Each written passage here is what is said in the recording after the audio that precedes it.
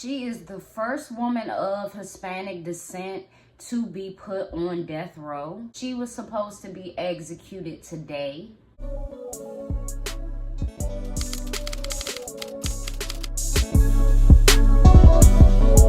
What's up, everybody? It's your girl B Octavia, and I am back with another video. Happy hump day.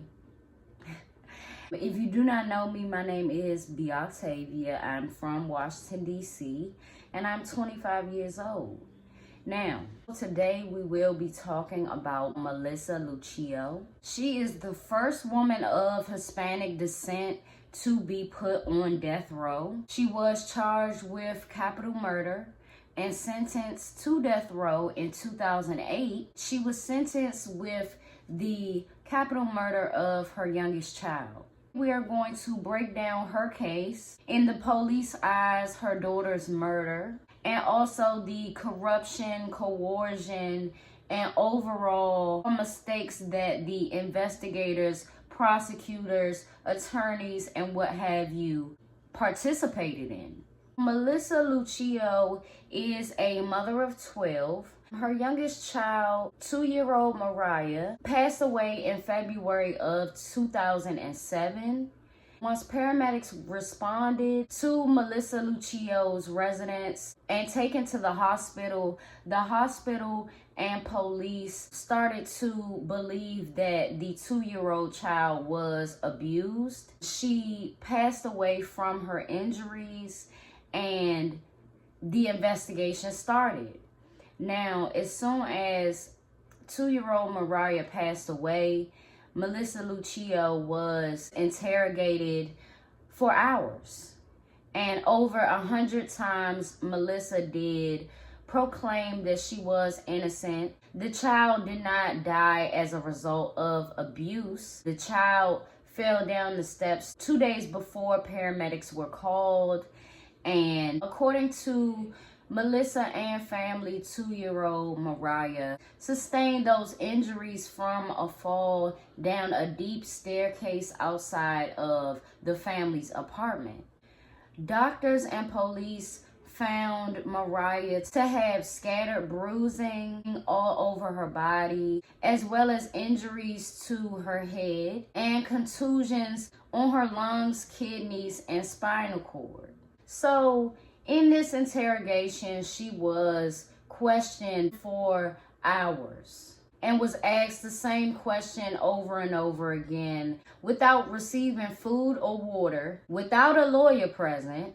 Melissa did admit to spanking her child here and there when needed, but denied any form of abuse, with police badgering her in response, saying, "We already know what happened." After several hours of interrogation, Melissa stated, "I guess I did it. I'm responsible."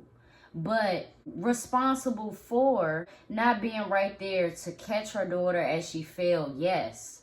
But not responsible for abusing her child, causing blunt force trauma, as investigators and prosecutors believed. And there were also several different factors of Melissa Lucio's life that was put into play and judged as a result of this accident happening. Melissa Lucio did struggle with addiction issues. Shortly after the birth of her youngest child, Mariah, she did test positive for cocaine.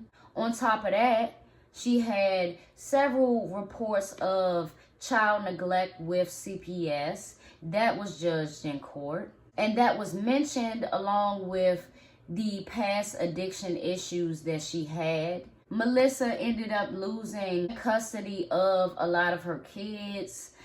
Quite a few of them went to Houston to live with their father. Some of them were in foster care, but before this accident, in 2006, she did regain custody of majority of her kids, and that should have been something that was talked about. In order to regain custody of your children, you got to be totally clean for a good amount of time that the courts see that you serious about wanting custody back and you serious about getting your life together. her losing her kids was highlighted more than her gaining custody back.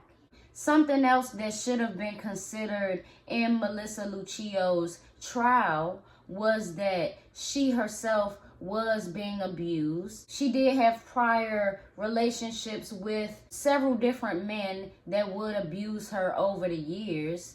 And in turn, accidents like this do happen with a lot of kids and just one parent in the house. Any parent would want to be right there to catch their child. So to be annihilated in a interrogation after you feel like you failed already, and to be charged with such a harsh offense when the circumstances don't really match that is baffling to me. But we do have updates in this case that I will speak on towards the end of the video. In her trial, a pathologist testified that the injuries that the 2-year-old child were not consistent with a fall. They were consistent with blunt force trauma.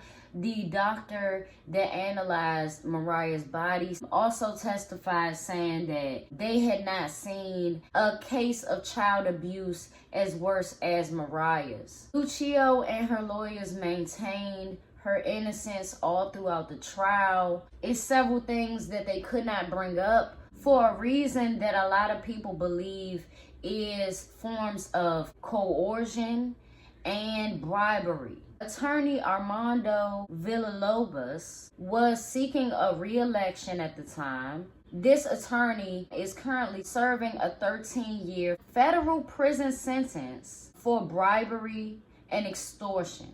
Melissa Lucio was pregnant at the time of Mariah's death. After being sentenced to death in 2008, she delivered her twins in jail and had to give them up for adoption. Her family, including a lot of her children, have been advocating for Melissa Lucio for all of these years. She's done about 13 or 14 years so far. Why I am mentioning her now is because she was supposed to be executed today. Monday, April 25th, she received a stay of execution in a Texas court, so her execution was halted. Now, for the life of me, I don't know why they be doing this all the time, where either they do this a few days before or that same day, maybe a few minutes before the execution is set to take place. I guess the courts take their time or what have you, but Melissa Lucio is still on death row, but there has been so much coverage and due diligence on the family's part that a Texas court has to review the claims that Melissa Lucio has said all these years, and there is more hope that she will be exonerated or pardoned. If she is pardoned, she will be eligible for some type of compensation. In my opinion, whether a person is exonerated, whether a person is pardoned and from any involvement in a crime, because this was an accident, I truly believe that they all should be compensated for the time away from their family, for the prosecutors and attorneys involved possibly being janky and having something with each other, having some type of alliance and things where bribery and extortion fall into play. I myself would feel guilty as a prosecutor or attorney, investigator, if I'm not going the proper routes to close a case and to properly determine if it was an accident or a form of intentional abuse. You know what I'm saying? Is it neglect? Yes, because it was an accident that could have been foreseen or somebody could have been right there, but these type of things happen. She will never forget that, As a parent, she will never forget that. That will be something that will weigh on her for the rest of her life. people in higher positions gotta really do the due diligence in an investigation to see it for what it really is before you take a mother away from her kids.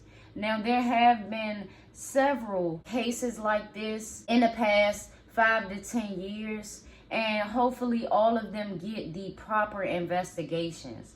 Like, look, some people do be out here abusing their kids, and that should not be ignored. People do have long-lasting addiction problems that they aren't working through or seeking help for.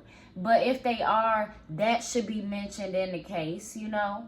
A lot should have been done before they charged her so harshly. To be sentenced to death is ridiculous without all of the circumstances matching. Melissa did not have any prior physical abuse on any of her children. None of them have came out and said that about their mothers. I'm glad that the execution was halted and she was not put to death today. So leave your thoughts in the comments below, and I will see y'all in my next video. Thank y'all for watching. Thank you for tuning in, and I'm gonna see y'all in the next one.